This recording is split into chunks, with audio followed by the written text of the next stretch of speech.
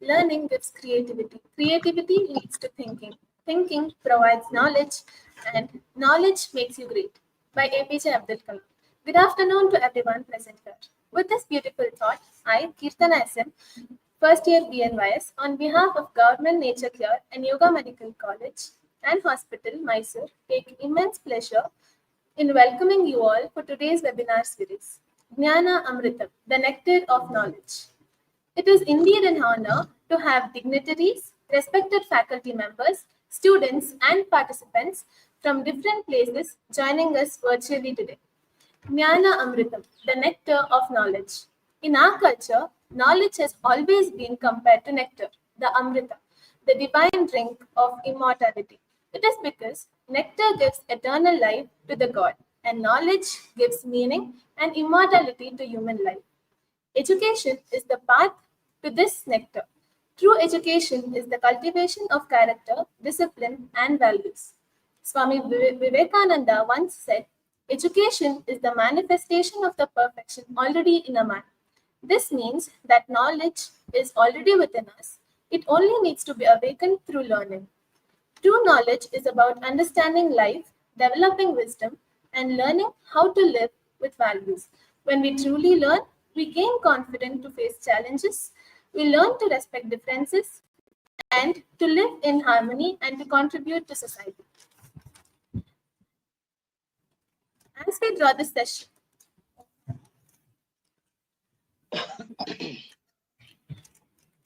education, especially in the field of medical sciences, is a lifelong journey where traditional wisdom meets modern innovations. This webinar series aims exactly at that, creating a platform for thought, provoking discussions, holistic learning, and knowledge exchange. As we step into the session, let us take a moment to seek blessings and begin with a prayer. To lead us into prayer, I kindly request Sahana Patil from first year PNYS to take over.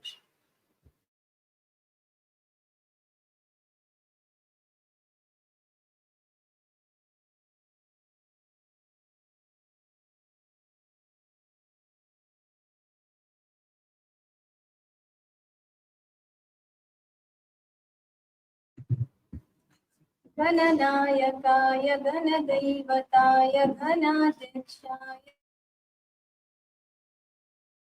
गुणशयनाय गुणमण्डिताय गुणेशानाय धीमहि गुणातीताय गुणाधीशाय गुणप्रविष्टाय धीमहि एकदन्ताय वक्रतुण्डाय गौरीतनयाय धीमहि गजेशानाय बालचन्द्राय श्रीगणेशाय धीमहि एकदन्ताय वक्रतुण्डाय गौरीतनयाय धीमहि गानचतुराय गानप्राणाय गानान्तरात्मने गानोत्सुकाय गानमत्ताय गानोत्सुकमनसे गुरुपूजिताय गुरुदैवताय गुरुकुलच्छायिरे गुरुविक्रमाय गुह्यप्रवराय गुरवे गुरगुरवे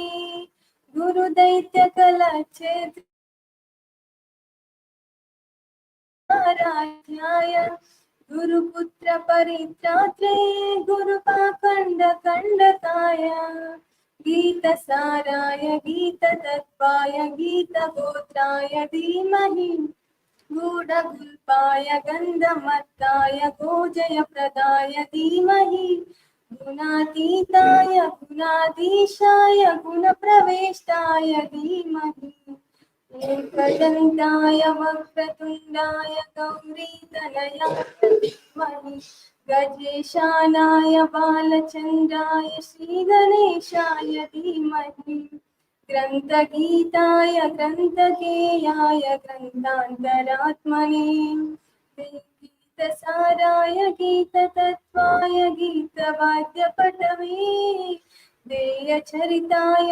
गायगवराय गन्धर्वप्रियकृते गायगादीनविग्रहार गङ्गाजलप्रणयवते गौरी स्तनन्तनाय गौरी हृदयनन्तनाय गौरबाणोत्सुकाय गौरी गणेश्वराय गौरप्रवराय गौरप्रणयाय गौरभावाय धीमहि गोसहस्राय गोवर्धनाय गोपगोपाय धीमहि गुणातीताय गुणाधीशाय गुणप्रविष्टाय धीमहि एकदन्ताय धीमहि गजेशानाय बालचन्द्राय श्रीगणेशाय धीमहि. Thank you.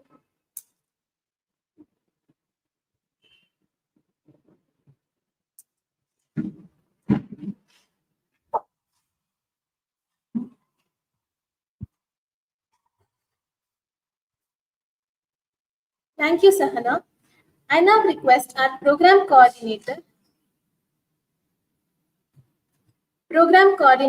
Dr. Lakshmi Ma'am, Assistant Professor, Department of Energy Medicine, who has worked tirelessly to make this event possible, to address the gathering.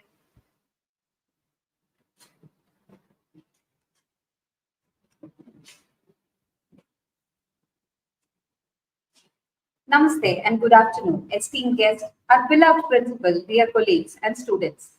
Technology has become the driving force behind nearly every transformation in the modern world, from how we work and communicate to how we think, learn, and build for the future. We believe that the right words at the right time can fuel the innovation, sharpen the vision, and spark the action. That's why we have curated this powerful collection of technology as an ongoing process. Let us all use this technology for the betterment of the mankind. Today's program is the vision of our respected principal, who always likes to share the knowledge. His vision is always remarkable. I would like to warmly welcome our eminent principal to heartily welcome you, sir, for this program and this event. Without you, this program would be not very successful. A warm welcome to our dear principal, sir. I would like to warmly welcome our eminent guest speaker and facilitator who have generously agreed to share their expertise with us. Let us all take this opportunity to grow in this event. And on behalf of our college, I welcome you, ma'am, for this particular webinar series. Welcome you, ma'am. I would like to extend a warm welcome to Dr. Bharti, sir, Residential Medical Officer, Government Nature Care and Yoga Medical College, Mysore. Welcome you, sir. A warm welcome to our respected faculties, teaching and non-teaching staff. A special welcome to our support system, our dear students. Heartily welcome to each and everyone. Thank you, sir, for trusting me and giving this opportunity to organize this webinar series, the ongoing, a continuous education process. So today's event promises an engaging and enlightening experiences for all of us. Let us open our minds and heart to new ideas as we come together to learn new facts and share knowledge. Welcome you everyone for Jnana Amritam.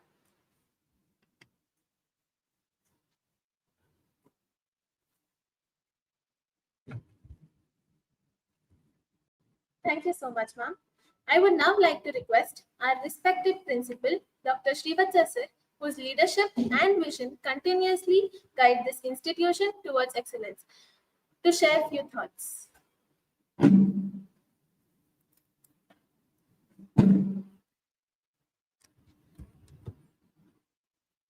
Namaste everyone. Most respected Kavita madam, dear faculties, and my dear students. It gives me an immense pleasure to start Jnana Amritam, a webinar series.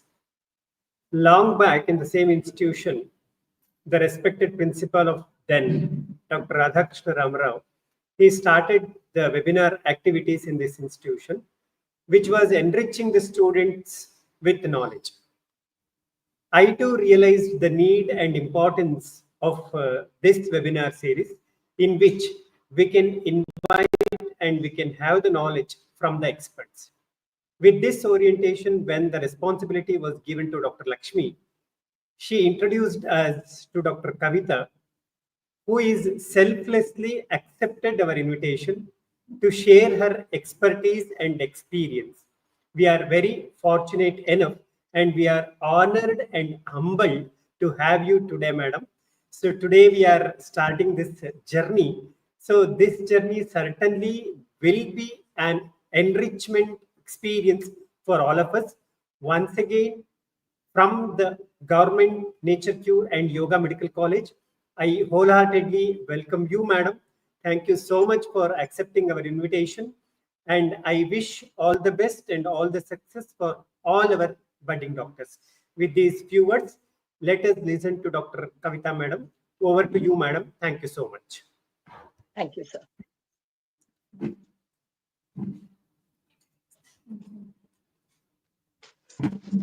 Good evening, one and all. Just before starting up the session, is that like I should start or should I wait for further introduction or so? Yes. Thank you so much, sir. Now, may I request our beloved program coordinator, Dr. Lakshmi ma'am, to introduce our guest speaker of the day, Dr. Kavita Venkatachalam ma'am.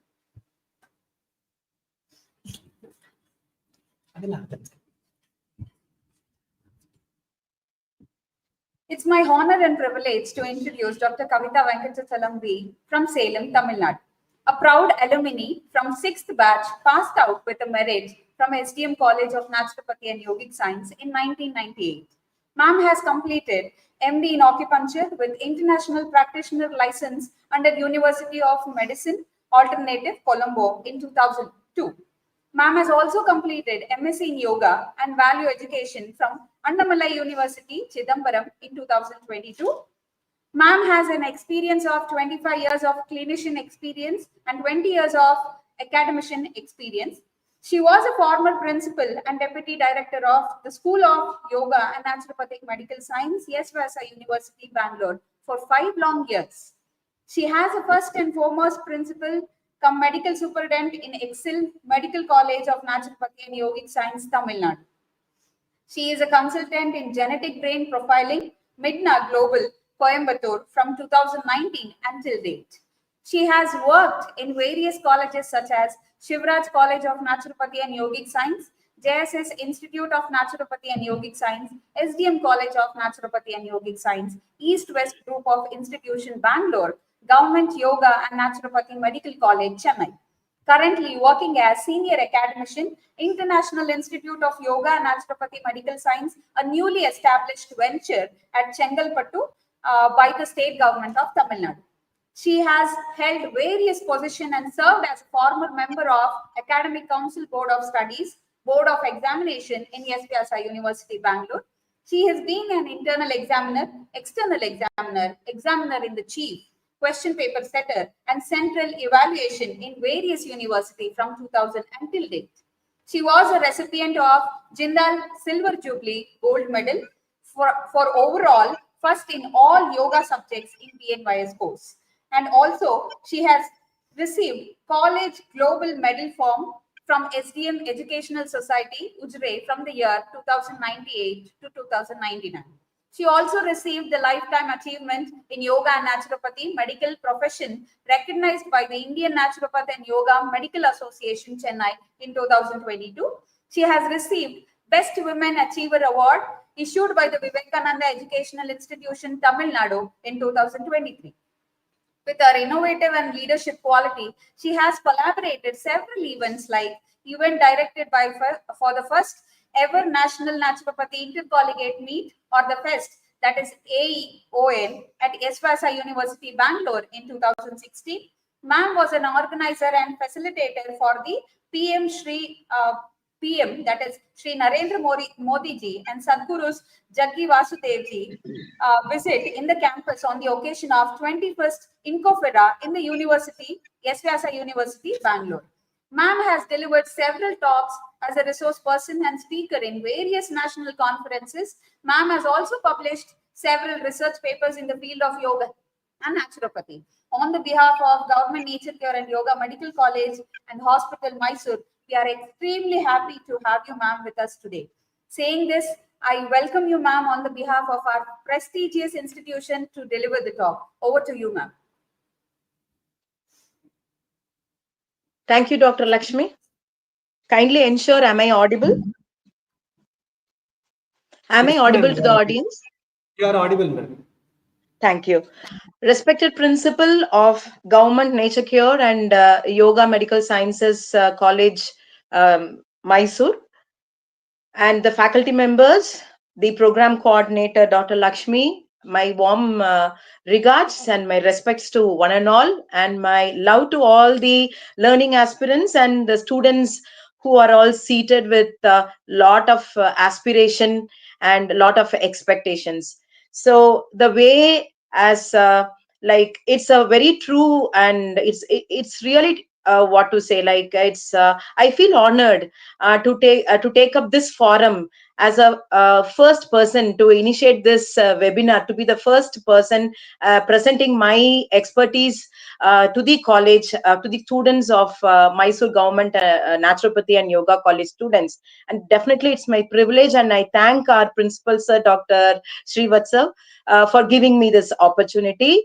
And obviously, it is the credit also goes to Dr. Lakshmi, because she is like she has to be appreciated for most of her gestures that she holds, her disciplines and her what to say, the etiquettes, the professional etiquettes she holds for her guru and all those things. Like it's all totally appreciable. And she had been asking me quite number of times, and this was the first time she strongly insisted that, ma'am, I would like you to address our students, and it should be from you the webinar should start. And that particular that particular desire of Dr. Lakshmi has just made me to just accept, yes, I should do this, I should do that. And this is the very best what to say, this is the very best situation that I should take up addressing the students of Government Mysore College as well. So thank you one and all for this opportunity, and I thank God for blessing me with such opportunity as well. So my topic for today is effective learning strategies for holistic understanding in an evolving medical landscape. So it is something like it's all the basics and foundation. This is what is going to truly build up the basic foundation of a student who's aspiring the system of naturopathy and yoga. So learning, so the term learning has no end. The term learning has no end. Each and everything is a learning in our life. Each and every aspect is learning. Say it could be a victory. What we learn, what has brought the victory is a learning. More than achievement, we learn how to be victorious. Even if we have lost something, yes, we have come across a journey. That journey was a learning. What has made us to lose one particular event?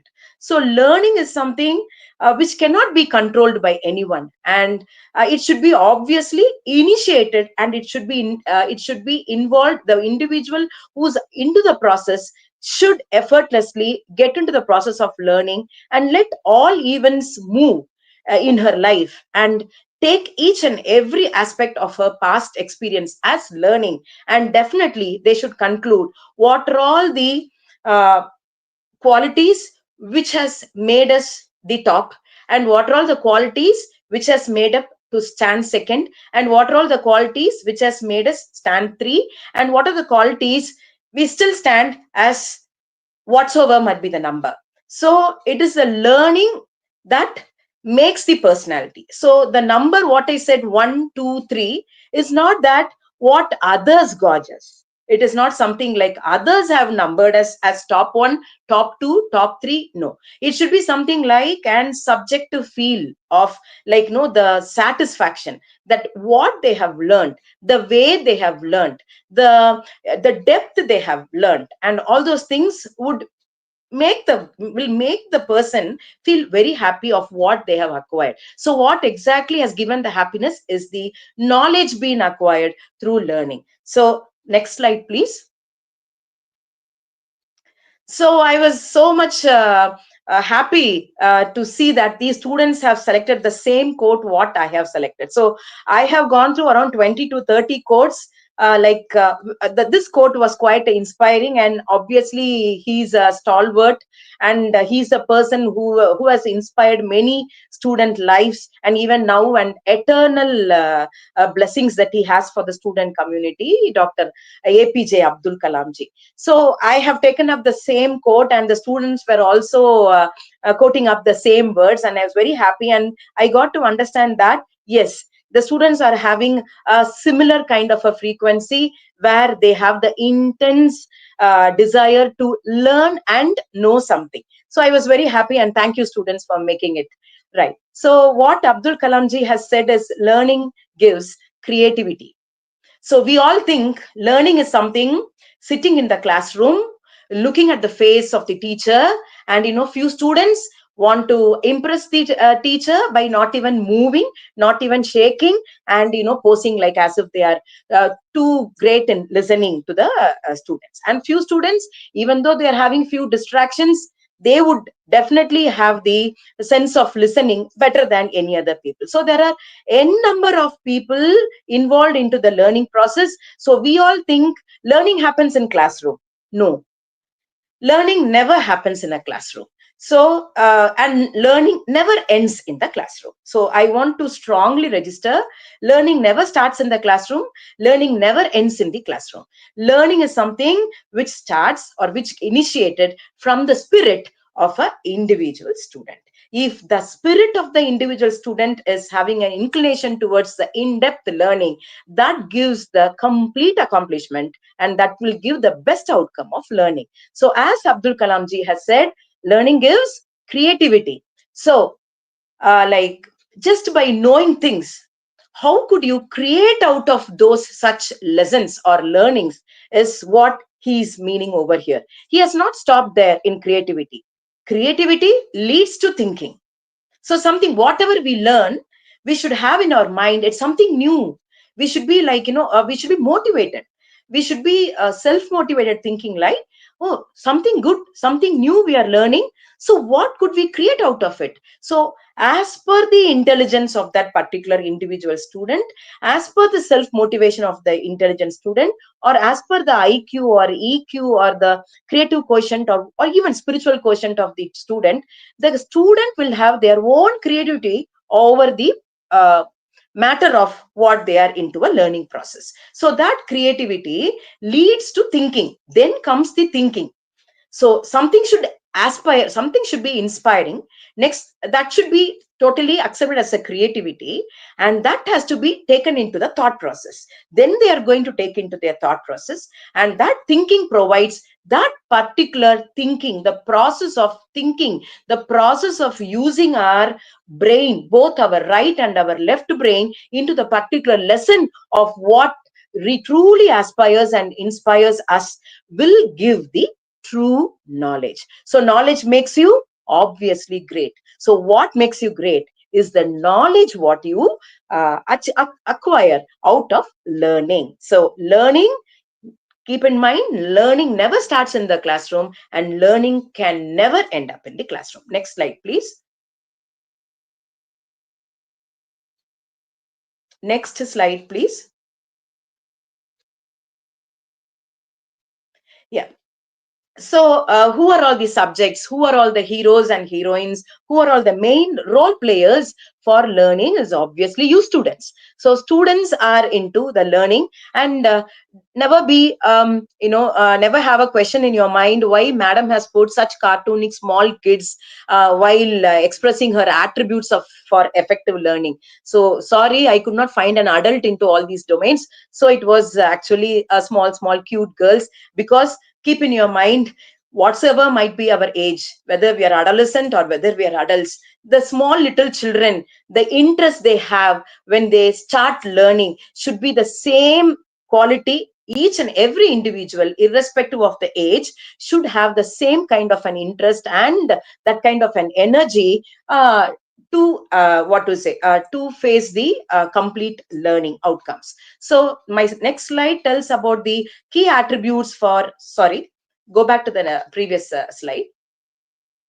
My slide says about the key attributes for effective learning. So, a learner should possess certain qualities. It is not that all the qualities what has been mentioned here, like an inquirer, a knowledgeable, a thinker, a communicator, a principled student, and an open-minded student. So these attributes could be one single attitude also can play a major role, or it could be a combination of two or three. A cluster of all these attributes make a student a very good learner. So an inquirer, so what an inquirer natured student, because in a school, in a class of around 60 or 50 students, we'll have different personality of students, and everyone's approach towards the teacher, or everyone's decorum inside the classroom, or everyone's thought put into the what to say thought put into the lessons, or the way they discuss should change from one person to other person.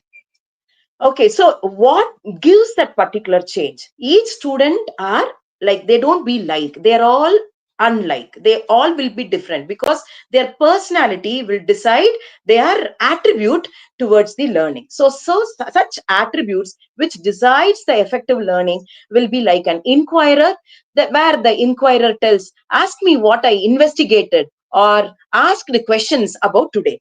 Following the class session, the student will say this question, this type of a question a student might raise, like what I investigated, what I asked questions about today would have been a great method of and motivation to the student. So such kind of students are inquirer. It doesn't mean they are checking out the things, but that is the way how they get into the learning process. And the next will be the other category of people are knowledgeable people, like they say, ask me what I learned about or what I remembered today. So it's something like they feel that they have acquired the knowledge of today's class matter, and they say, ask me what I have learned. So I will express my knowledge. That is what a knowledgeable student's attitude towards the learning. Next will be the thinker. And that thinker girl, she asks, ask me how I used my brain to solve a problem or make a decision, or how could I made a decision today. So that kind of an attribute will be to a personality who's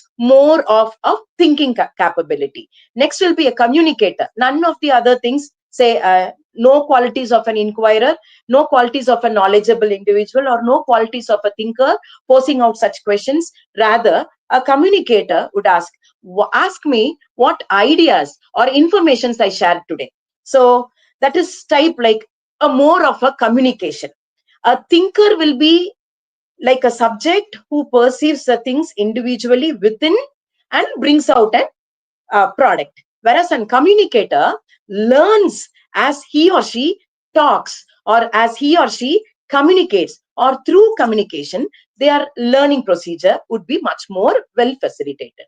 A principled student, ask me how I acted responsibly or or safely today.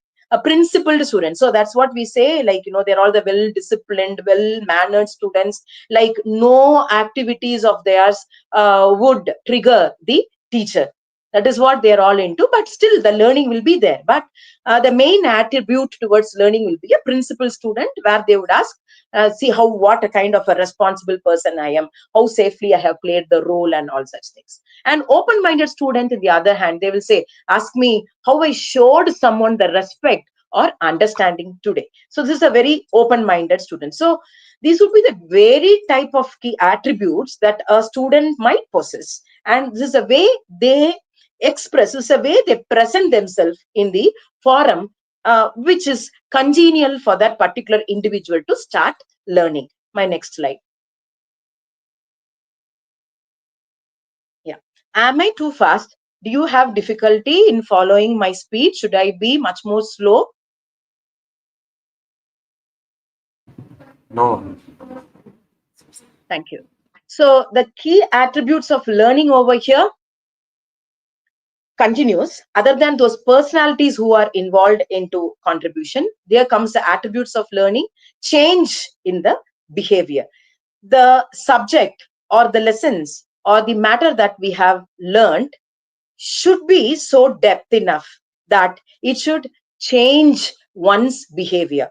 For example, as we are all a naturopathy and yoga students, so we will be right from the very first day, we would be insisted or we would be inculcated the principles of naturopathy, the yogic principles, the naturopathic principles. These all would be the principles which will be thrusted into an individual's mind.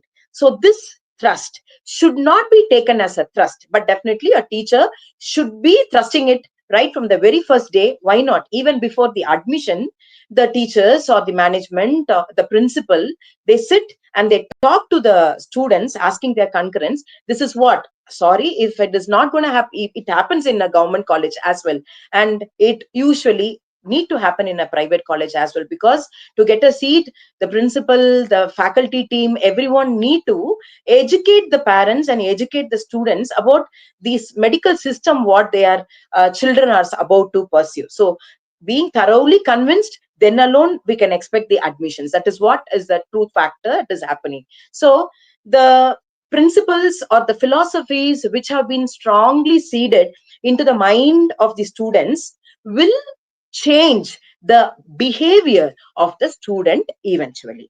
That is how, what is a very key attribute of learning. This shows like how well you accept the system, how well you believe your system, how well you study your system, and how confidently you implement or you execute or you make put into practice or make the other person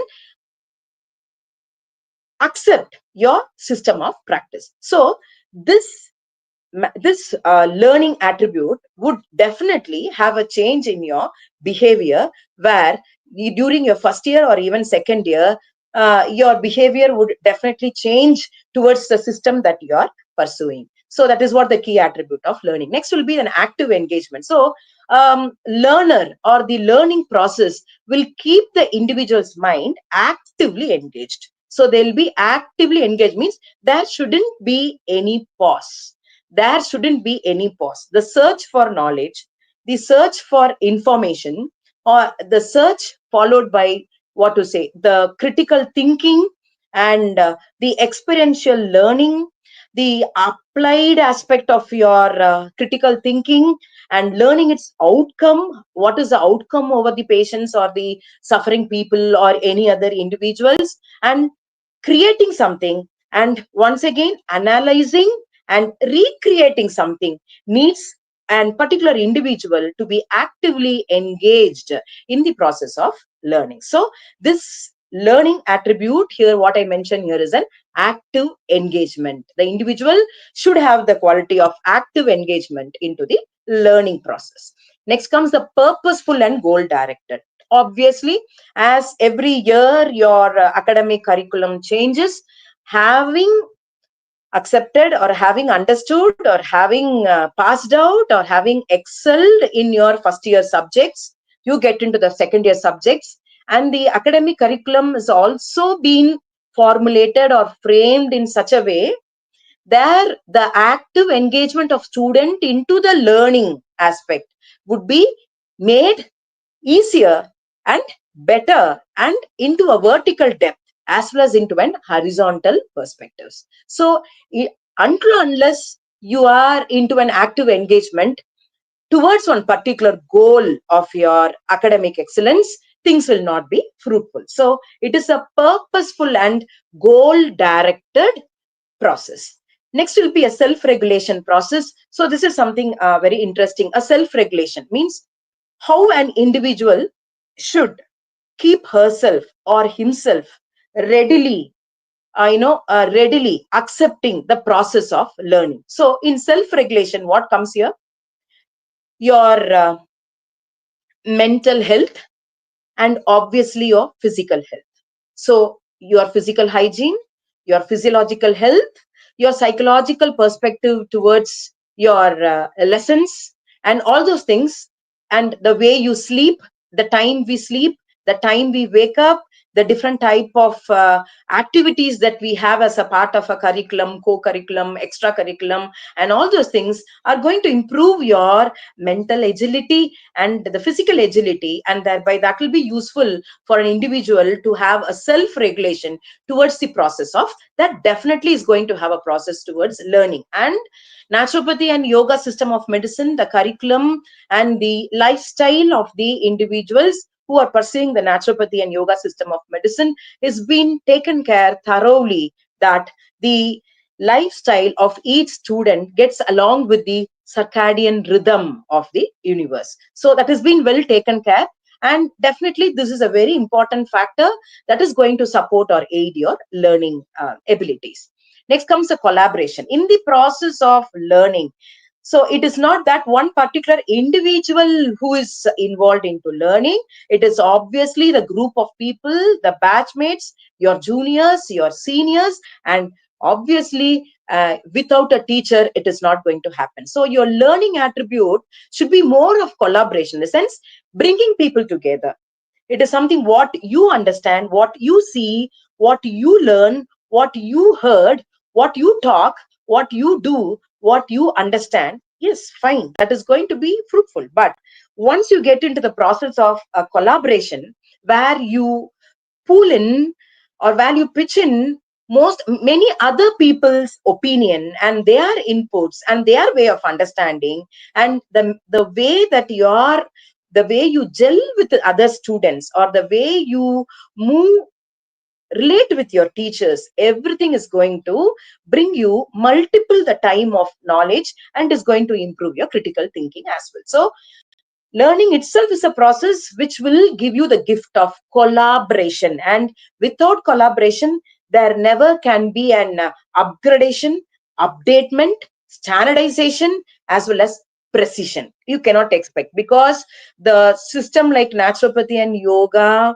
it is an evolving system of medicine, and there are many much more aspects of science, philosophy, principles need to be explored and need to be accepted and need to be researched, need to be documented, so etc etc etc. So there is huge scope of more and more science to be understood in every system, in specifically in system of naturopathy and yoga. So obviously with all these gestures, definitely a student should have a critical thinking to take things much more in a faster pace. So that critical thinking will make an individual stand unique in their practical applications, in their clinical approach, and all those things. So usually we all students will say, I got first mark in such and such subject. I got the first mark in all allopathy subjects. Say physiology, I was the first mark. Anatomy, pathology, social preventive medicine, I scored first. But the person who was a backbencher and who was too good at an experimental learning, or who was too good at clinical therapeutic approach, is earning multiples of times better than me. Even I could say the same thing. Even I have the same question in my mind. A backbencher who had twice, thrice failed and who has completed the BNYS course in 7 years or 8 years are earning better than a gold medalist of our batch. So what makes the student unique? It is not that someone has influenced the student has hacked the paper, or the student has influenced someone, nothing like that. It is the unique skill of, or the critical thinking ability of an individual, which makes the student stand unique. So it is all been registered in the attributes of learning. Next comes the adaptability. So this term adaptability is quite a very vast term, because there are n number of teaching and learning methodology. There are n number of teaching and learning forums. There are n different varied varieties of approaches towards learning.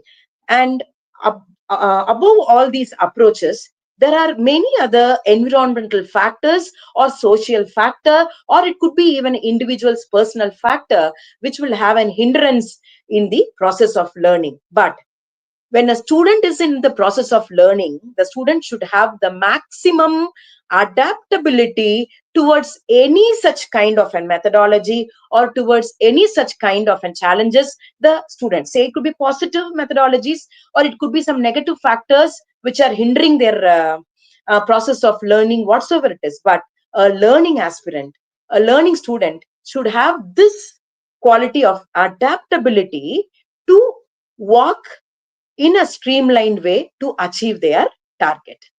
Next comes the application and practice. So obviously, whatever we have taught, whatever we have learned, whatever we have adjusted, everything need to be put under practice. The critical thinking, what we have created should be put into practice. Say if it is engineering, it gets into technology. Since it is into medical practices, it goes to the patient service.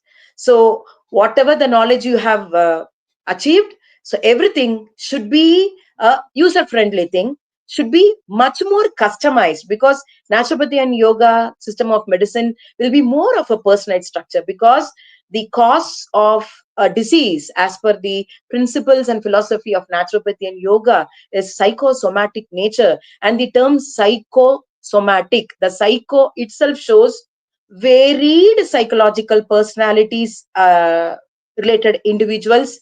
Say if it is somatic, even if it is somatic, even though we talk about the system of different physiology under the subject physiology in one book, but still each individual governed by different mental frames, their body functionality also will respond in a different way to different kind of treatment approach in the system of naturopathy and yoga. So the thought that you have learned should be applied and should be put into practice. This is what the key attributes of learning. And the last and the final one, the creativity, the resilience and patience. The resilience is something definitely in the process of learning.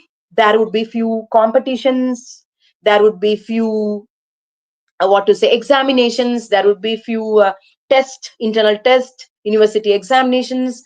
The student have to undergo a lot of ups and downs in their academic structure. So definitely, when there is a fall, the student should raise again, because they are well focused and the purpose and goal directed, and they have to actively engage into the learning process. So the creativity, the resilience and the patience they have towards the process of learning will definitely give the ultimate outcome of an effective learning. Next slide, please. The Kolb's learning cycle. So Kolb is a person who has mentioned or who has read and who has put forth about the learning cycle over here. So here you can find the wheel-like structure. So in the wheel-like structure, we have, so start from concrete experience. So concrete experience, next down over there is a reflective observation, and then goes abstract conceptualization, and then comes active experimentation. So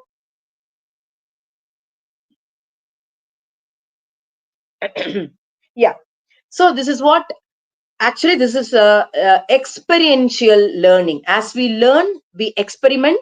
Through the experimentation, it is an experience-based learning cycle. So here they say this is a structured approach to learning.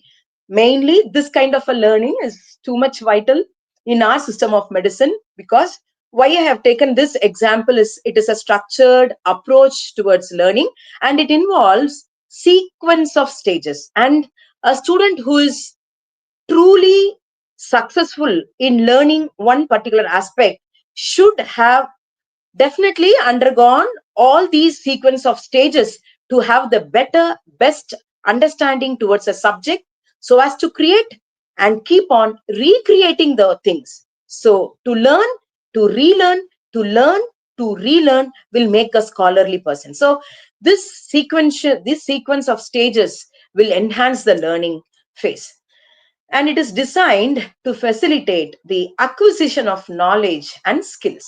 At the same time, it emphasizes learning through experience, reflection, promotion of deeper understanding, and practical application of concept. So what is concrete experience? We say CE, that is the right blue color pipe.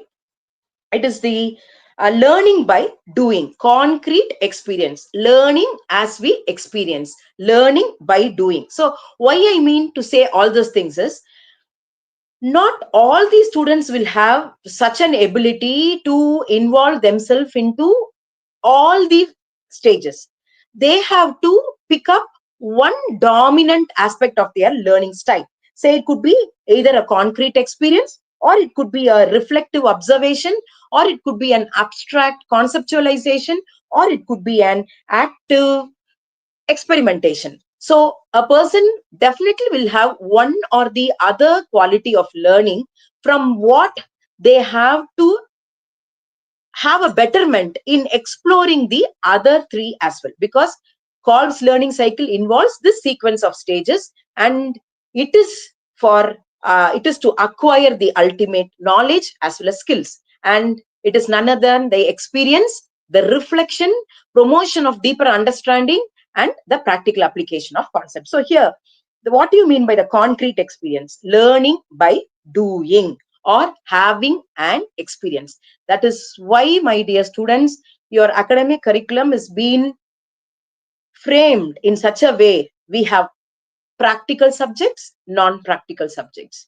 We have clinical subjects, we have non-clinical subjects. So why they have made such a discretion? Because a practical subject should be practically explored.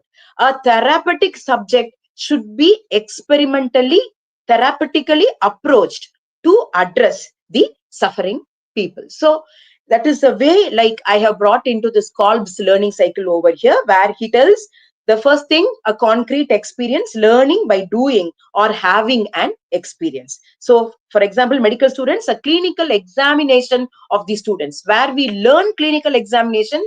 We have to learn clinical examination right from our first year of BNYs. Because right from your first year of BNYS, we'll be having your practicals.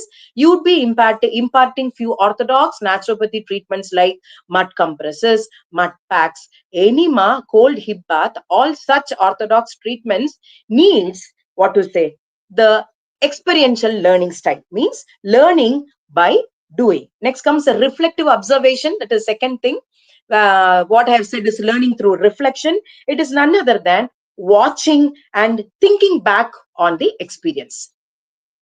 Watching and thinking back on the experience. So without experiencing, what are you going to experience, or what are you going to throw back and bring out your experience? So it should be a sequence, and it should be followed meticulously in any kind of a practical and clinical oriented subjects. So next comes the abstract conceptualization, learning by thinking. Here comes your deep involvement of your brain, where learning by thinking, but to in specific, it is the left brain, where you think, you analyze and form concepts, and you thoroughly understand the theories. By understanding the theories, you are framing your concept strongly to apply it in the next stage. Next comes the active experimentation. That is the orange color shade over there. It is active experimentation. It is learning by planning and trying out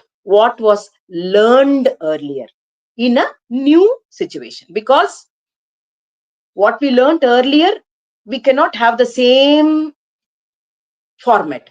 So in our system of medicine, we are open to such kind of an opportunities where we can learn, relearn, where we can create, recreate. That is what I meant to say, the active experimentation. So my dear students, without these four aspects, learning will not be complete. Next slide, please. Excuse me.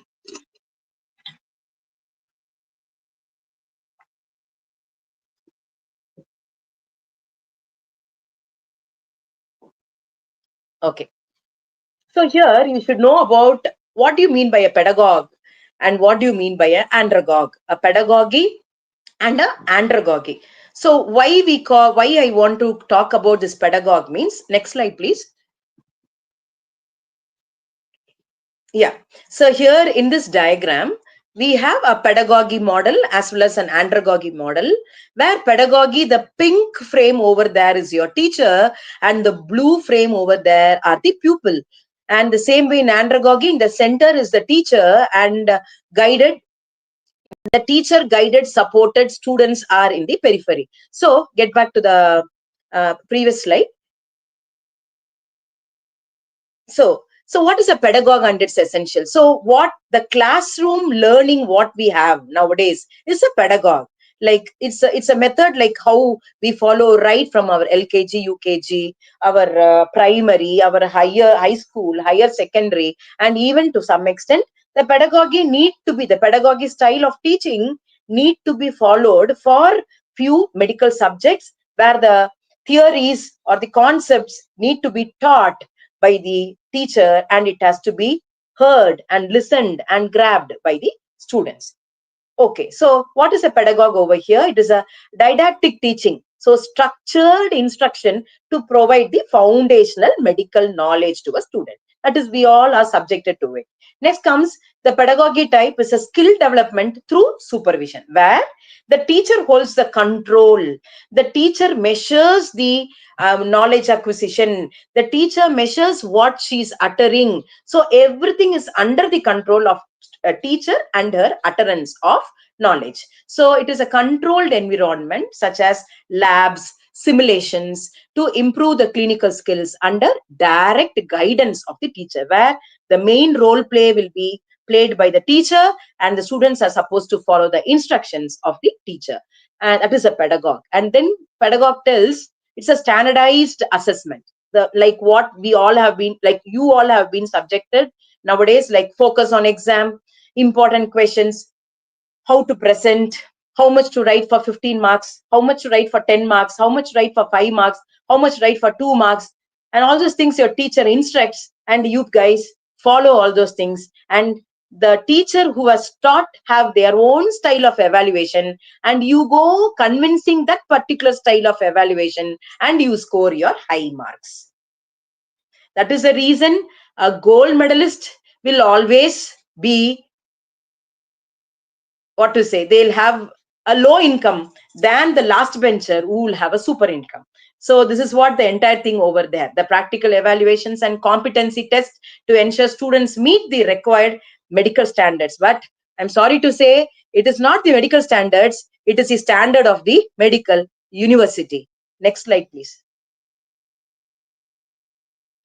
Next comes the andragogy principles. So it is Malcolm Knowles who has invented this andragogy principles. And what that andragogy principles say here, it is a self-directed. The sense you can find the arrow marks coming out of the teacher to the students, and the sharing up of info and all those things between the teacher and the students is totally different in andragogy. See, that's a sharing. That is a sharing with the other people. A collaborated learning happens in andragogy. So here it is a self-directed. Self-directed means it is a student individually being driven towards one particular target of knowledge acquisition. Next comes, it's an experience based. So andragogy will be you experience. The students will be allowed to experience, to experiment, to learn, and to do and to undo for their precision of understanding. Next comes, it is all towards a goal, or everyone will work towards a goal in their own ways in collaboration. Next comes practical application. So here, since all students are actively involved over here under the supervision of a teacher, what happens here? The practical application will be much more promoted. And then will be like they won't sit in the classroom. Instead, they all will be into a practical mode, experimental mode, a simulatory mode, technical mode, discussion mode, role play mode, case discussion, seminars, flipped classrooms. There are n number of methodology where an andragogy style of a learning method can be improved. Next comes intrinsic motivation. So very important is, out of that 4 around that teacher over there, each one of them should be intrinsically motivated, self-motivated. Unless they are motivated, they won't be able to cope up with the group or the subject matter. Next slide. So in pedagogy, no one is bothered about what you think individually inside. Are you self-motivated inside or not? It will not be measured. Whereas in andragogy way of learning methodology, everything makes a tremendous impact. So here, after telling you about this pedagogue and andragogue, here I would like to make a mention of this average learning retention scale. So what do you mean by this average learning retention scale? Come from top to bottom. Usually the pyramid, we have to go from down to up. For example, a foot pyramid. But here, come from top. What is given there in the top is the lecture. Lecture means the pedagogue, the pedagogy or the classroom teacher. Classroom teaching and listening or hearing, because few hear and few listen. Hearing is different, listening is different. Hearing is something we hear to the music.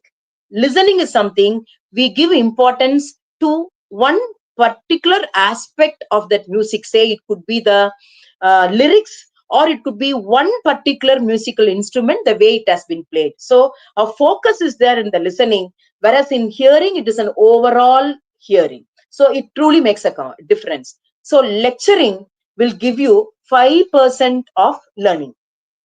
Next comes, after the class, you go and read. The teacher will ask you to read, and tomorrow some questions will be asked, or there would be a surprise test, or it would be included for your internal assessment test. So you go and read. What you get out of reading? 10% of your learning. Because you have read, you just read the book. Next, if the same learning includes audio visual presentation. So lecturing is what they talk. Reading is what you open the book and read. Audio visual is something depicting the same concept into an audio visual component, because I will get you know of later on why all these components are very, very important to be incorporated in a teaching methodology or into a learning methodology. Next comes demonstration. So it's been taught, it has been read, it has been audio visually introspected. Next comes the demonstration. So the same thing, when it has been lively demonstrated, it has its own impact. The retention percentage, your knowledge retention out of demonstration reaches 30%. But still, we are into only 30%. Discussion in group, the group discussion, the matter or the subject what you have learned should be discussed in group to have a better understanding. So group discussion is going to enhance your learning. Next comes practice by doing. Demonstration is something someone demonstrates and shows you, whereas doing by practice is you individually get into a practice. That gives you 75% of its outcome. At last, teaching what you have learned. So that is the what to say, the scholarly attitude of a teacher. Once if you teach others what you have learned, that gives you 90% of your subject knowledge. Next slide, please. So this I will, so it is something, what to say, it is going to give an advanced understanding about the learning retention percentage for to acquire the optimal knowledge. I'll come back if time permits, because just basically I'll finish off this. It is something, now the pyramid has to go from bottom to top. Earlier you learned from top to bottom, now it is from bottom to top. What is there in the bottom is to remember. So something, whatever you have learned, whatever you have studied, the retention scale is something, what the ability for you to retain the knowledge in your mind for to be utilized later when situation calls for the need. So that is what is called as a retention scale. So when you will get a optimum knowledge, once a person gains an optimum knowledge in their subject, that can be any time, at any situation, to anyone, it can be made used. But when we will get that optimal knowledge, once you have the ability to remember, remembering itself is not sufficient. Next it goes to understanding. From understanding, the understanding should be applied. practically or clinically. The application, what is the outcome of the application? What is the result of the application should be analyzed. Who's going to analyze? It should all be from you self analyzing of that particular application being made. Self application which has been made, and then evaluation. So after analyzing, you are going to evaluate what is the true outcome of my knowledge while application. That is the evaluation. This is what this analysis, evaluation, and all those things gets into the research part of thing. And once you analyze and once you are able to evaluate, your research outcome is going to be great, and that is what you are going to create out of your subject understanding. Next slide. So this is very, very important for all students and teachers.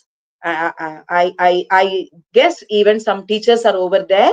I have not touched any kind of a teaching methodologies over here. It's a very, very basic learning methods that one individual student that can, with self motivation, they can adapt to understand different subjects by its nature. So here what I mean to say is learning is not one size fits all endeavors. So the way we teach should not be, it need not to be fruitful to all the students, because the students' perception of information varies. That is what we are going to see now. So the domain of acquiring knowledge itself varies based on the different personality of the students or the individuals. So one size fits, no one size fits all endeavors. So in that we have a adult learning domains. First comes the cognitive domain. So cognitive domain is all to do with knowledge. Next slide.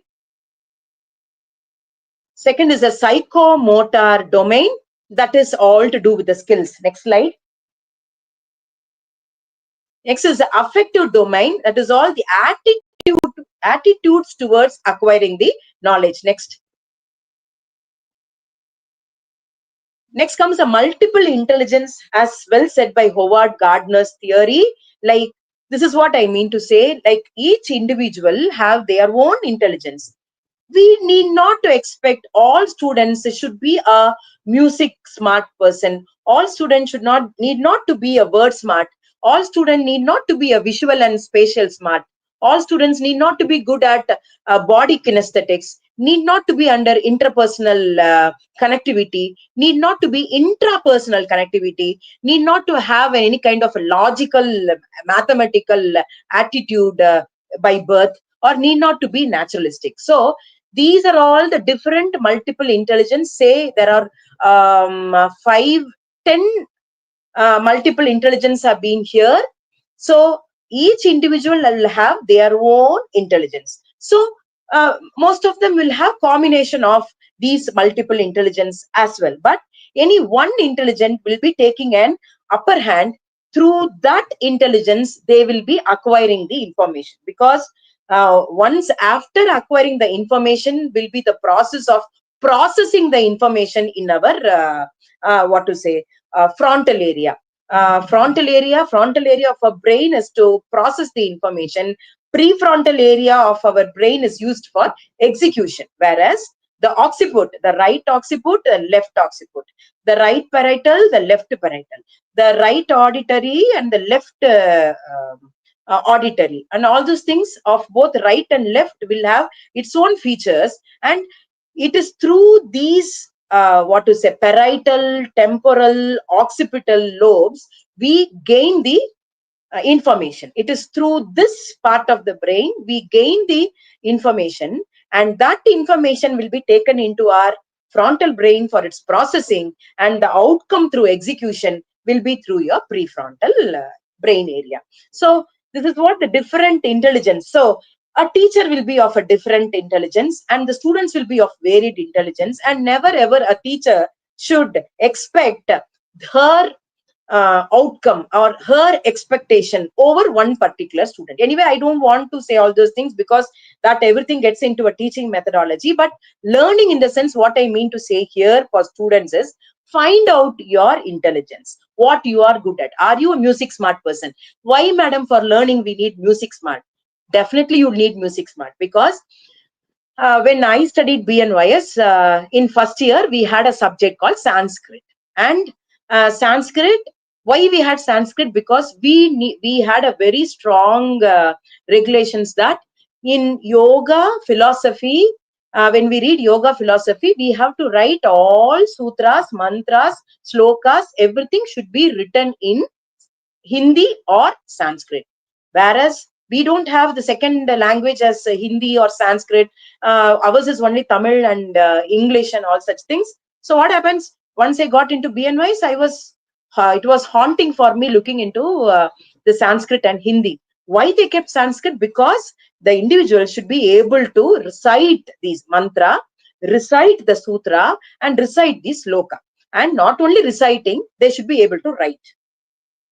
So for this, we are subjected to Sanskrit. So how I read this sloka is through my musical intelligence. All slokas will be composed. I'll compose a music for each and every sloka. What kind of a music? I'm not going to create, but each one Tamil movie song, instead of the lyrics of that particular movie song, I will include the sloka into that same musical this thing, and I used to sing and learn. Simple. So most of them won't be able to acquire the information when they listen, but when they read and write, when they look into a graphical representation, when they look into a pie chart, when they look into a bar diagram, when they look into a data, like a logical mathematical person, they all are too good in reading and understanding the charts, graphical representations and data. Need not to a naturalistic person to understand all those things. Based on this multiple intelligence only, my dear children, you would be taking up your choice of career. You will take whether it is biology or mathematics or computer science. Based on all this intelligence, your parents will be telling, he is good at this, she is good at that, she is bad at this, so she doesn't want computers. She is too bad in mathematics, so let us go into biology. It is all the multiple intelligence of one individual student will make the student actively get into the learning process. Next slide. Next slide. Yeah, so this is the work model. So what I meant to say is the sensory preferences, like, few people, they are visual learners. Put PPTs, put colorful images, make lot of colorful images, picturestic representations. They'll be awesome in grabbing the information. Whereas an auditory learner cannot tolerate a visual impact. So what they need to know, they want to close their eyes because they cannot tolerate too much of colors and too much of images and all those things. Instead, they use their eyes, ears. Like, they just listen to what teacher talks. They just listen to what the friend reads from the book. They just listen to many of the YouTube channels and many other things. They learn in that way. They are too good at learning through the auditory input. Few students will be good at reading and writing. For me, I have to see, I have to listen. At the same time, I have to read and write. If I'm able to do reading and writing, read, write, take your notes, read and take your notes, they would be able to give a better outcome. Few people, it's too difficult for them to sit in the class. Instead, in practical aspect, they'll be extraordinary because they are too good at learning through sense of motor activity. They'll be too good at, like, they can dance and learn. They can sing and learn. They can learn by doing yoga. They can learn by giving the therapeutic massage or some kind of a massage movements. They learn through bodily movements. So these children, it's too difficult for them to be seated inside the class actually. But if the same student, if they are of a visual and auditory learner as well, they would be able to take the inputs. This is what is the sensory preferences. That's why I said not one size fits all endeavors. That is what I meant to say, because the multiple intelligence will be different. The learning styles of the students are totally different. Get back to the previous slides. Go back to the domain, first domain of cognitive domain.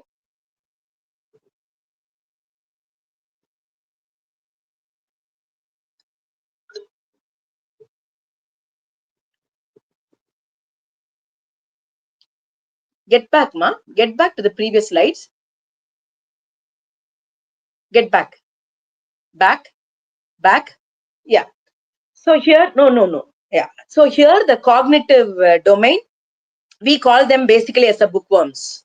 Okay. So like not only bookworms, at the same time, they are more of knowledge oriented. Cognitive means once they read from the book, once they critically think over the subject, and once they understand in the way they have analyzed, that remains as a concrete knowledge in their mind, and they never change that for any reason. This is what a cognitive domain, very powerful, will be the knowledge aspect of that particular individual. So knowledge acquisition and recalling the knowledge, acquiring the knowledge and recalling the knowledge will be too easy for an individual of this cognitive domain. Next, they'll have a comprehension and applications. So they would be able to churn, they'll be able to analyze in their mind, like if put in this way, everything sitting in one place, they would be able to calculate in their mind, because their cognitive ability will be very, very strong. Then comes the critical thinking and analysis. So through this comprehension and application, critical thinking and analysis, they can synthesis and evaluate and create their own ideologies put into practice. This is what one adult learning domain by name cognitive domain. So you people try to find out which domain you belong to. So once if you are very much confident that I belong to this one particular domain of adult learning methodology, so what that comes to you effortlessly. What you need to do is try to accommodate the other domains to have a better, best things to happen. Okay, the next slide. Next comes a psychomotor domain, where it is more of skill oriented. Just go to Google and see Davis and Simpson's psychomotor taxonomy. You have lot of taxonomy. Taxonomy goes for teaching methodologies, but still you can get to know about this Davis and Simpson psychomotor taxonomy. And most of the children of this psychomotor domain will be of engineering and technology. They will not sit in medical subjects, and especially they cannot sit in naturopathy and yoga. So psychomotor domain, but they will have this yoga expertise, and yoga skills will be extraordinary. And these children who have this kind of a domain can be a very good masseer, and like many of the practical aspects, like chiropractic, osteopathy, chiropractic, manipulations, and lot of things will be too good for this domain individual. So they focus on skill development, and that particular skill will be applied relevant to the practicals and hands-on training. Next slide. So affective domain. So these affective domains will be of different category. So for example, I am an affective domain. I am neither a cognitive domain nor a psychomotor domain. I am an affective domain. So what is more important over there? For this affective domain individuals, they want a good teacher. Who is a good teacher? The one who they like is a good teacher. They want a good peer group, peer team. Who are the peer team? All the good friends who will keep them comfortable. They want a good, like everything good as per their likes. So once the internal environment and the external environment and the people around them are going to keep them comfortable, they get into this kind of a domain where understanding, organizing, receiving, very aware, responding, participation, valuing, commitment, organization, characterization. So these group of people will not be alone. They will be in a group always. The more they are comfortable with the subject, they're comfortable with the teacher, they'll be comfortable with the subject. The more they're comfortable with the subject, they'll be comfortable with the teacher as well. So it's something like the way of understanding, organizing everything will be like things that affects them the best. Okay, the next thing, next domain. So multiple intelligence over, we have these all intelligence: linguistic, logical, mathematical, spatial, body kinesthetics, interpersonal, as well as we have intrapersonal. There are many things being left out over there in the slide. And we have this naturalistic. Naturalistic is something like most of you people will have, trying to understand the natural phenomenon. They know how things are evolving. They know the complete growth cycle of, they can very well understand a growth cycle of an animal, the ecosystem, the eco cycle, how the plant grows, what is the relationship, and all these things can be very well easily understood by this individuals who are naturalistic individuals. Music smart, they have their own rhythm of life. And interpersonal, intrapersonal. So interpersonal is something like, people who are very good communicators, like who can communicate well, who can very well understand the emotions of people, who value people and relationship, who can understand, who is a peacemaker, who is a very harmonious person, can be of interpersonal. Intrapersonal is something like more of self-care, self-accomplishment, self. So there are many kind of intelligence. Try to figure out what is inbuilt in you and mindfully try to develop the other intelligence. That is what is more important. Get a few tests to know which intelligence you have, and definitely you should be able to incorporate, able to bring in other intelligence as well for a better learning and social behavior. Next. So experiential learning is all about naturopathy and yoga. So here are the few examples like how experiential learning can happen. We have role playing. So what is role playing? So you do have a subject in the year, I don't know which year you have psychology.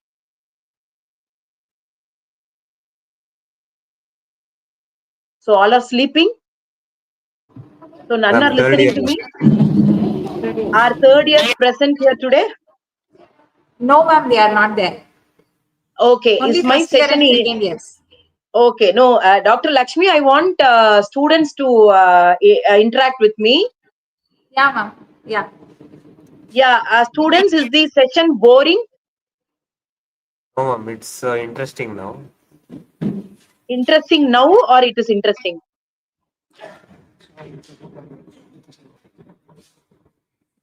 Hello, Ma'am, it's students? not boring, ma'am. Okay, fine. So, what do you mean by role playing? How to incorporate role playing in our learning methodology? So, role play is something, forensic medicine is in second year or third year? Second year, ma'am.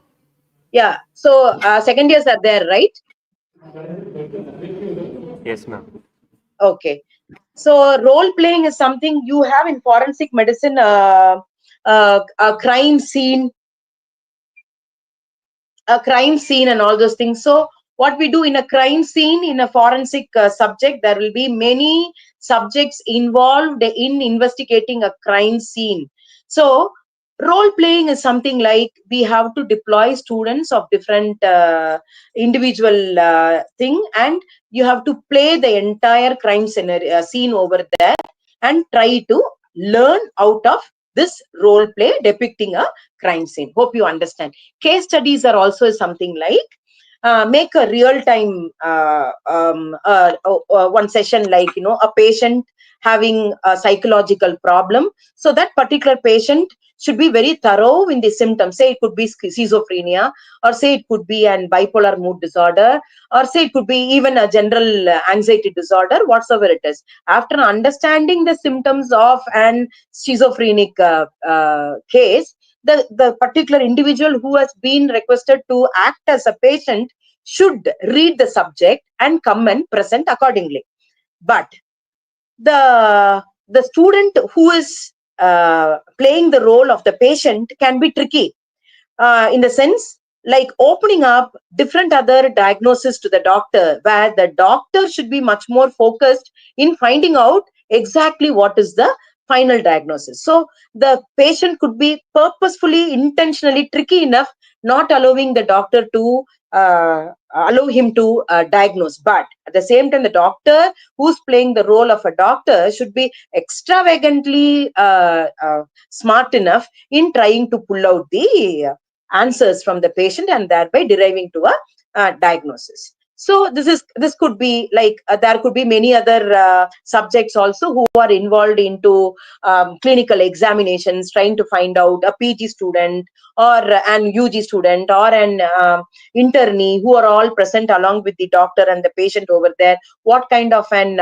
interaction they all will have? What kind of a probable question that the doctor could ask a patient? So if you go for such kind of a role playing, never in your life you can forget the condition called as schizophrenia or any other condition what you have depicted. That is what is a very important role playing method. So you students, like you themselves, like you can take initiatives and you can make such kind of an practical thing to happen instead of wasting your time unnecessarily. Okay, next will be case studies. Case studies is something like the teacher will give you your lecturer or your professor will give you a case case record, in the sense she will create a case for you and that case will be open for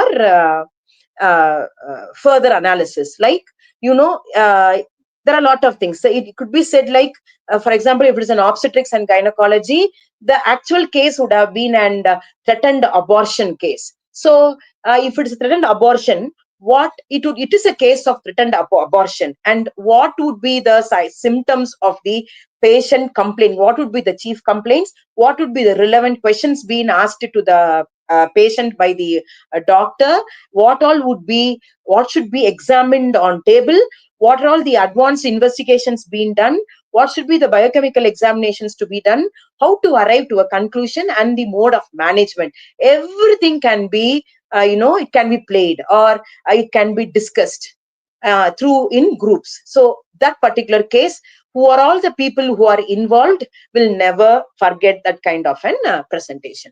These are the different kinds of experiential learning. Next comes practical demonstrations. Obviously, like we have practical demonstration subjects like yoga, yoga and physical culture, yoga therapy. Like as you practice each asanas, the anatomy and physiology of your body need to be understood based on the procedure followed in performing one particular asana.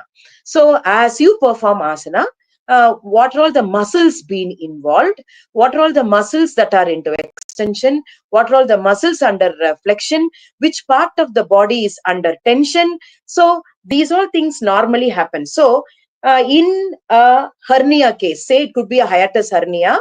In a hiatus hernia case, we have to avoid increased intra-abdominal pressure, because an increased intra-abdominal pressure is going to devastate the condition of an hiatus hernia. So what are all the group of asanas, if performed, will exaggerate the symptoms of hiatus hernia? It is something as we do by having an experience of learning anatomy, having gained optimal knowledge of anatomy, physiology, and all those things, you'll be able to apply on a patient with hiatus hernia, and you can strictly guide them what are all the certain asanas and practices to be avoided. That is what is a practical demonstrations. Next comes real world problem solving activities. Yes, so real world problem solving activities, the problem will be given there are many examples for it. One best example for this, get back to COVID-19 pandemic situation, where one particular village, or you say it is a rural area, where the hygiene is very poor, the disease is fastly spreading, but you have been given the responsibility to control the spread of COVID-19 in that particular area. What all would be the probable steps that you would take to control this real lifetime challenges? So there will be a group of people of different intelligence coming together in a group, discuss, and then they'll make a role play. They'll try to solve the problem. How are they going to control the spread of COVID-19 in that particular congested slum area or whatsoever it is? So by integrating the learning styles into teaching can create dynamic and inclusive educational environment.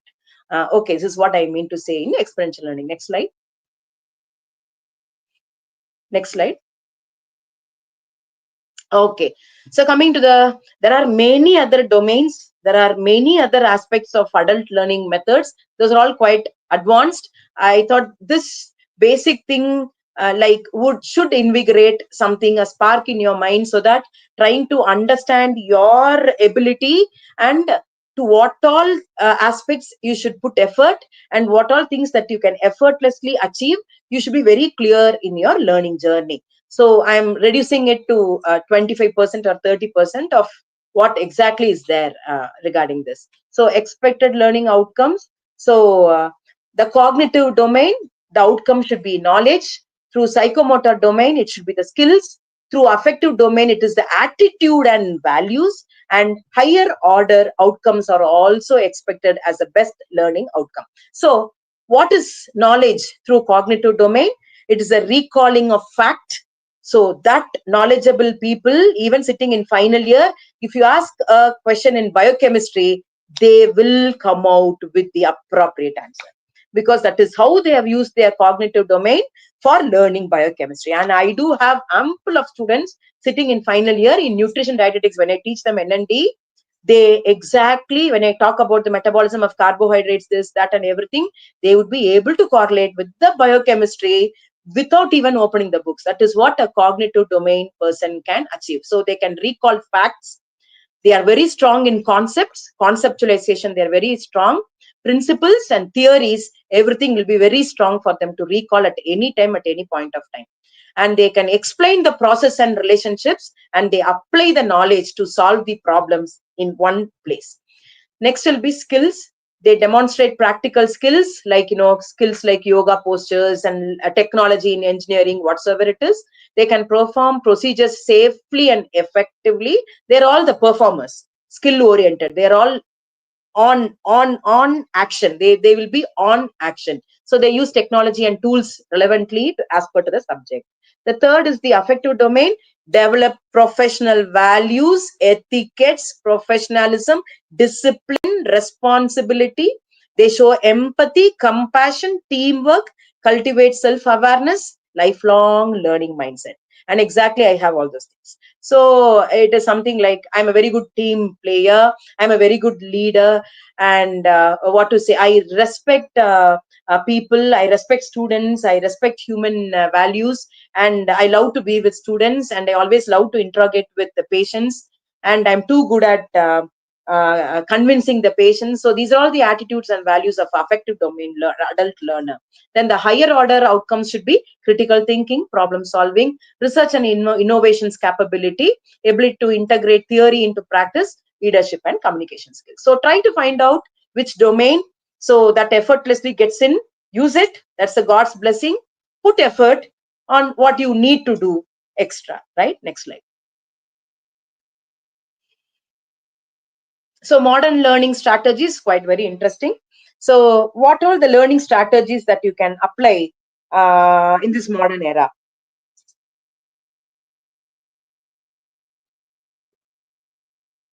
Just a minute. Yeah. Okay. So one is active recall. Next is spaced repetition. Next, mind and concept mapping, case-based learning, Pomodoro with micro notes, peer teaching, digital tools and multimedia, blended learning, OSCE, objective structured clinical examination, and gamification. So what do you mean by this active recall? Instead of reading, test yourself with flashcards or practice questions. It is best applied for anatomy, pharmacology, and definitions. Once again, I repeat, active recall is something, instead of rereading again and again and again and again reading, what you do, you have to read for a few minutes, take a break, come back, put whatever you have read, try to put it on the notes. So it is, instead of again and again reading, it is test yourself with using a flashcard. So you should know what is a flashcard. Go back, not back, go front. There is a flashcard sample. So for active recall, you have a flashcard sample. Go back, go front, move on, next. Yeah, this is what is called as a Get back. This is what is called as a flashcard, where you have mnemonics. Okay, PSORIASIS, psoriasis. So they have made a mnemonics. This is a type of a, need not to be all flashcards are mnemonics. A flashcard is of n number of samples, but this is a mnemonic based flashcard.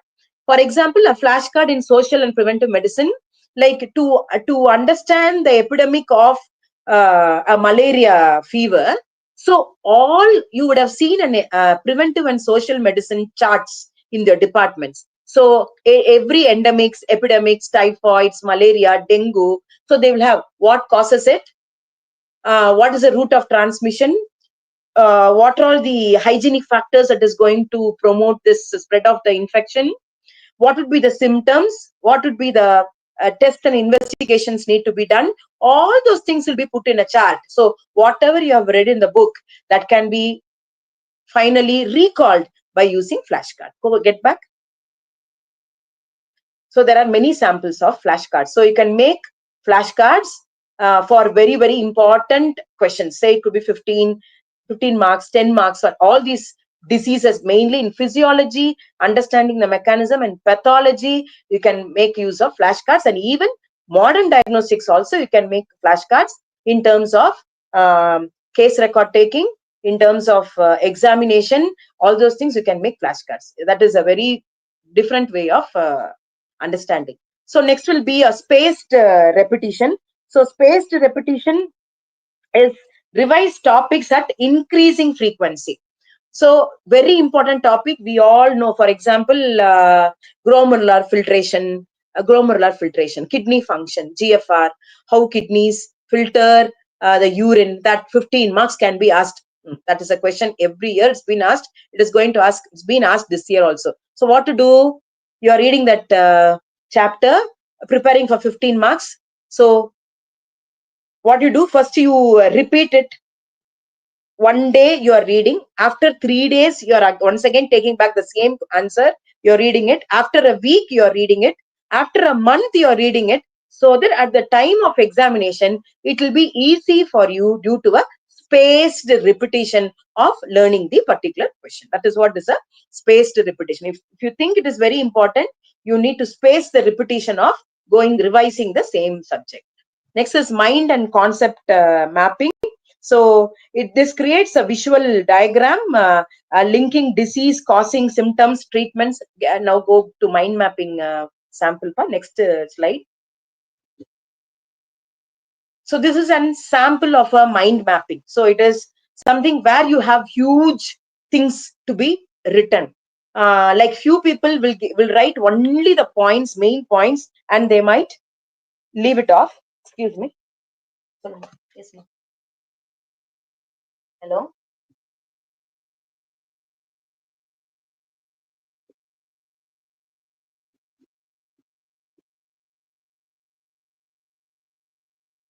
Dr. Lakshmi? Dr. Lakshmi? Yeah, ma'am. Are you giving me a call? I can see your call, incoming call. Is there anything to be related? I'm not giving you any call. No, I could see your call. That's why I asked. Okay. Am I running out of time? No, ma'am. No, ma'am. You can continue. Okay. So this is a type of a mind mapping sample where you have too much of data to be recorded in your mind. You can have this kind of a chart so that by looking into each subject matter, you can elaborate out of that one points. That this is a type of a mind mapping sample. Next, this thing, same like mind mapping, it is a conceptual sample mapping. Next slide. So this is a conceptual mapping. So this is something like we have this Upastri in our PNC book. It is something like mind mapping and conceptual mapping and all those things.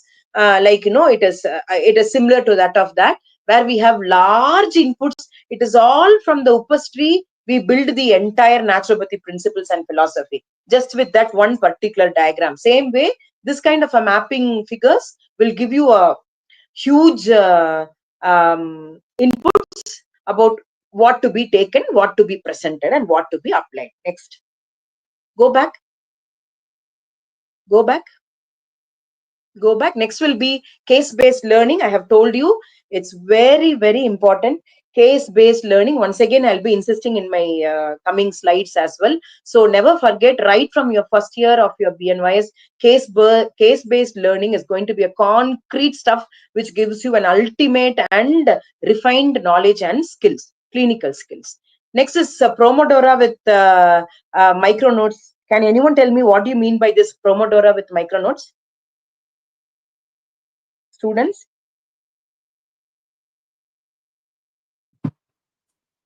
Ma'am, it's 20 minutes of studies with 5 minutes of break. Okay, so you all are aware of it. Okay, so it is something that kind of an practice we can go for it. Next is peer teaching, teaching a topic to your friends. To be very frank, I'm very sorry to say nowadays, like, like students are lacking the rapport with your teachers, the rapport with your seniors, the rapport with your juniors, and all those things.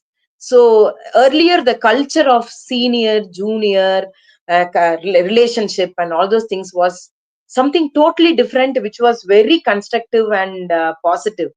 But since that trend and those traditions have been lost in this generation, uh, there is no proper guidance to junior most kids, like the first years. Like, for everything they cannot go and rely on their teachers. Few people they go and teachers will be very happy to address, but the time to time, anything should be well put up to your seniors, and seniors should be able to guide you what all these books to be followed, how to make notes, motivating you, presentation, trying to make the student understand for this teacher how much you should write and what you should write, exactly the notes what she gives, or she doesn't like notes, she likes content from the book. The at least from this kind of an information to extremes of information, the seniors were able to guide the juniors. But nowadays, inside the batch only, we are not able to find the integrity. And what is the use of talking about seniors and juniors, right? Because I'm seeing it for the past 25 years. I'm into this academic profession. I'm seeing all those things, evolving in a negative way. And that is what they say, the learning strategies, they say it is the peer teaching, where, you teach your friends, you teach your colleagues, you teach your juniors. If you're too confident, you can teach your seniors as well. So that kind of a teaching will promote your career perspectives. It will give you more of confidence in multi-dimensional way. So that is a strategy they are actually the meaning here. Next, digital tools and multimedia. Yes, nowadays you kids are very, very good at using digital tools and multimedia. So definitely you should be able to use simulations, some kind of simulations in learning, experimental learning, and clinical exposures and all those things. And then what blended learning is something, a pedagogue along with andragogue, as well as it is a old traditional learning along with this modern learning strategies. According to me, a traditional learning is a classroom learning, a pedagogue, a teacher based instruction and supervision is old tradition. A new tradition are the other things what I've earlier mentioned. So all those learning methods can be used in a new strategies. Next comes OSCE. It is objective structured clinical examination. So here, when you are doing this in modern diagnostics, for example, how would you go with an abdominal examination? So for that, you should know what is abdomen, anatomy. For that, you should know anatomy of abdomen. Next, you should know physiology. What for I'm going to do an anatomy examination, abdominal examination. What I'm going to look for. So you are going to evaluate certain organ functions. So which organ functions are being altered? Pathology. So you should know pathology. So having learned anatomy, by understanding the normal physiology, what has gone wrong is pathology, and based on the pathological condition, you are going to diagnose the disease by using modern diagnostic tools. So for that, when you touch an abdomen, how are you going to prepare the patient? What is the position of the patient? How should be the leg? In which side you should stand? and from which part of the segment of the abdomen you should start, what comes first, inspection, palpation, percussion, auscultation. So there is a meticulous methodology, practical methodology that need to be followed once a student gets into examination of abdomen. So all those things you'll be learning through pedagogue from your teacher. You will read it, you will get in your mind, then you are going to impart it over the patient, and you are going to rule out the particular disease, underlying disease for diagnosis. So you need to have an objective, structured clinical examination. That is what it comes under modern learning strategies. Okay, so the other thing, last one, what they say here is gamification. So gamification is something like use quiz apps, crossword puzzles, and competitive Q&A. So usually I do this for obstetrics, gynecology, and pathology. I teach here OG and pathology. So once after completing a chapter, I asked the students to figure out MCQs on that particular chapter. I asked them to come sort down all the multiple choice one mark questions, and then I used to ask them to go for a quiz for that particular very important hemodynamics, cardiovascular disorders, very important topics. I apply quiz on them, and as well as I give them what to say, quiz I give, multiple choice questions I give. Yeah, these two things, and a surprise test. So this is what, but surprise test is not here, but gamification is you guys after studying, like you have to sort out all these aspects, which will give you a very in-depth recalling ability. Next slide. Next slide. Next. Yes, comes the competent clinical skills, because our medical science, the fruit of medical science is your competence in clinicals. The way, the approach towards the patient, the psychology of a patient, your physical gesture towards the approach of the patient, what kind of an words that you're going to utter to the patient. All those things, all of a sudden, it's not going to jump. It should start right from your first year of your studies when you get into your clinicals. Approach towards patient, etiquettes. What is professionalism? Professionalism, the way you look, the way you talk, the way you stand, your body attitude and gestures, the words that you utter, the decorum, your attire, everything gets into professionalism. So if you are reading a professional course, you should take care of all those things right from the beginning to have professionalism and to follow medical etiquettes. What to talk, what not to talk, what to ask, what should never be asked. All those things should start right from your first year of your studies. So all these things comes out of your clinical skills and its virtues. So without having a medical knowledge, you cannot go and approach the patient. So for gaining medical knowledge, you need all the basic sciences and its knowledge. That's what we have to learn through different aspects. Next, patient interaction and communication. Clinical examination skills. You should know how much of pressure to apply. First of all, you should know which hand to use. Next, you should know how the hands should be when you touch the patient. Having this much of nails, having this much of nail enamel and all those things, pricking rings and all those things, you cannot go and touch. To be frank, a person is getting into a clinical exposure. The girl should not wear flowers.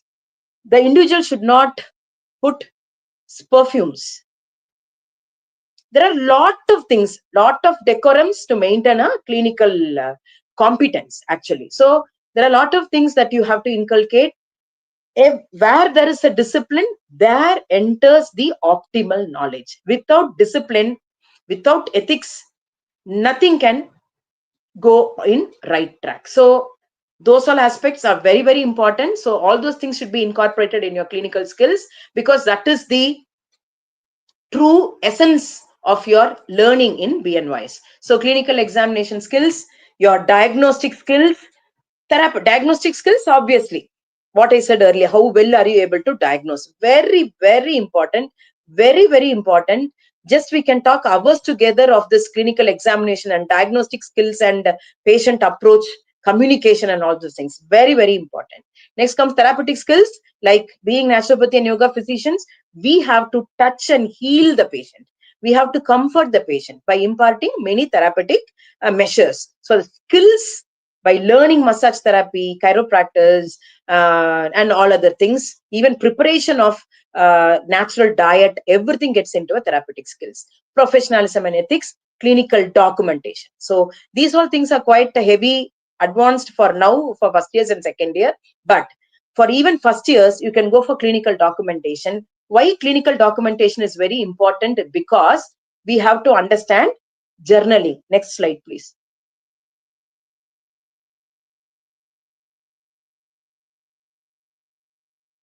So you are sleeping. Next slide, please. So this is very important. It is medical journaling, benefits of medical journaling. Why this medical journaling is more important? For example, in your first year, you are giving enema. Think you're giving a cold hip bath to a patient. You have to record what time you're giving the treatment, patient, whether the patient food, like, whether the patient is in full stomach or in empty stomach or half stomach, the time of giving treatment, the food intake relativity. Next comes the decorum of preparing the pre-operative, operative, post-operative. This is called standard operative procedure, SOP. SOPs are very, very mandate in our system. So it is a pre-operative, operative and post-operative measures. Definitely you might be knowing, because everyone would have completed PNC. So you have to document everything. So once it is a cold hip bath and you are measuring the temperature of water, record it, document it. What was the immediate response from the patient? Talk with the patient, record it. What was the, after 5 minutes, what was the response from the patient? Record it. Ask them, record it. Now, before the treatment, you would have recorded the vital data. Post-treatment, what is the post-operative measures should be taken, and check for the vital data, record it. This is how is the documentation of clinical activities. So if you are able to do all those things at the stage of your second year, third year, final year, you could have, the thorough knowledge of writing case records. Means it's called as single case reports. Single case reports. It's all a part of a research. So you should start right from your first year. What kind of a documentation is needed to have a search on one particular aspect. So documentation of treatment effectiveness and effective tool, or to track the patient progress, have a deepened understanding over the therapeutic potentials, and all those things needs a factor called as medical journaling. And this medical journaling is very, very important for you when you get into a single case report, followed by case series. Next comes into RCTs, then it gets into 3M studies, etc., etc., etc. A lot of things, because the whole world is, excuse me. Hello. சொல்லுங்க. நீங்க செங்கல்பட்டுல இருந்து பேசுறீங்களா, செவ்வாய்பேட்ல இருந்து பேசுறீங்களா? நீங்க உங்க office எங்க இருக்குங்க? எங்கங்க? உங்க ஆபீஸ் போஸ்ட் ஆபீஸ் எந்த post ஆபீஸ்ங்க?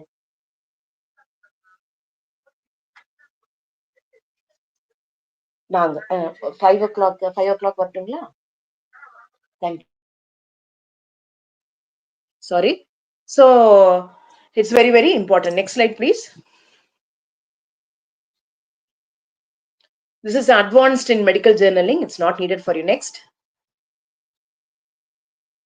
So strategies to overcome pitfalls to ensure optimal system evolution. Understand and honor the core principles of naturopathy. So if your behavior need to change as a result of a learning outcome, you need to understand and honor the core principles of your system of medicine. Use evidence to illuminate and never override, because this is a very important factor. Means, because evidence to illuminate, because we say our basic therapies like edema nowadays, it cannot be seen, nowhere it can be seen, because The science has overridden over it, saying that incorporating enema, fluid in liquid inside the colon, is going to wash out the natural flora and fauna of the intestines, and is going to inject. We are purposefully injecting a microorganisms and putting down the vitality system of the. So they have overruled this enema. So what we have failed here, we, instead of illuminating the evidence, we have overwritten our orthodox treatments. Next, bridge traditional wisdom and modern science. Nowadays, naturopathy and yoga is evolving into such a way they have overlooked the core orthodox principles, and they are getting into more commercial kind of stuff, which is completely violating the naturopathy principles. So these all things right from the time of your learning you should inculcate, so that you should never do all such things to avoid pitfalls in your future. Maintain an educational integrity and evolve while preserving identity. And failure to follow the standard operative procedures in clinical naturopathy is a pitfall. Consequences of failing to understand the impact of therapy in health and disease is very, very important. If cold bath is good for constipation, means it can be good for constipation, but constipation alone is not a disease.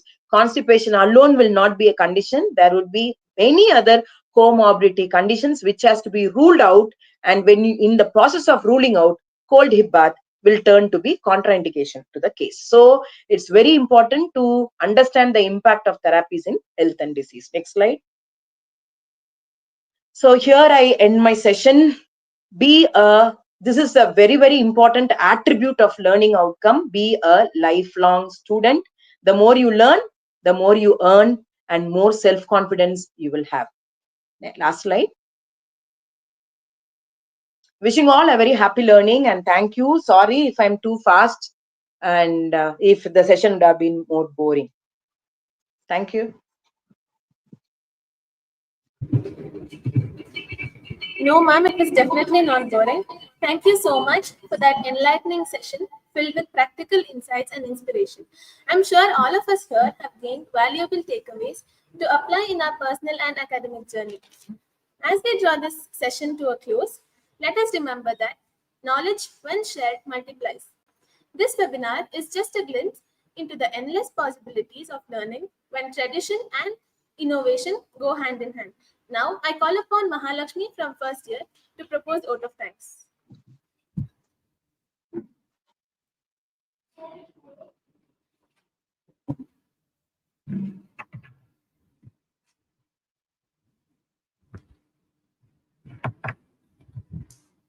Gratitude is not only the greatest of virtues, but the present parent of all the others. With a beautiful thought, I rise to deliver the word of thanks for today's enriching session of Jnana Amritam, the nectar of knowledge. First and foremost, I express my heartfelt gratitude to our guest speaker, Dr. Kavita Venkatachalam ma'am, for gracing us with your time, knowledge, and inspiring insights of effective learning strategies for holistic understanding in an evolving medical landscape. Your words will surely resonate with us long after this session, ma'am. And my sincere thanks to our respected principal, Dr. Srivatsa sir, for presiding over this event and for your constant encouragement that motivates us to strive for excellence. A special word of appreciation to our program coordinator, Dr. Lakshmi R. ma'am, for your dedicated efforts in bringing this webinar together seamlessly. I also extend my warm gratitude to all the faculty members, students, participants who joined us virtually today. Your presence and active engagement have added immense value to today's program. Finally, a big thank you to the organizing team working behind the scenes, ensuring that every detail of this event was executed smoothly. As we conclude, let us carry forward the spirit of Jnanamritam, because knowledge, when shared, becomes nectar for all. Once again, thank you all.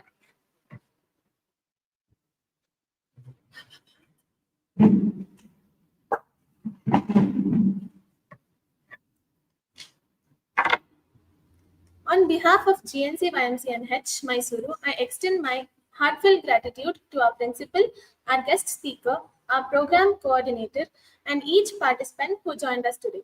Let us carry forward the essence of Jnanamritam, the nectar of knowledge, into our lives. Thank you, everyone. Okay.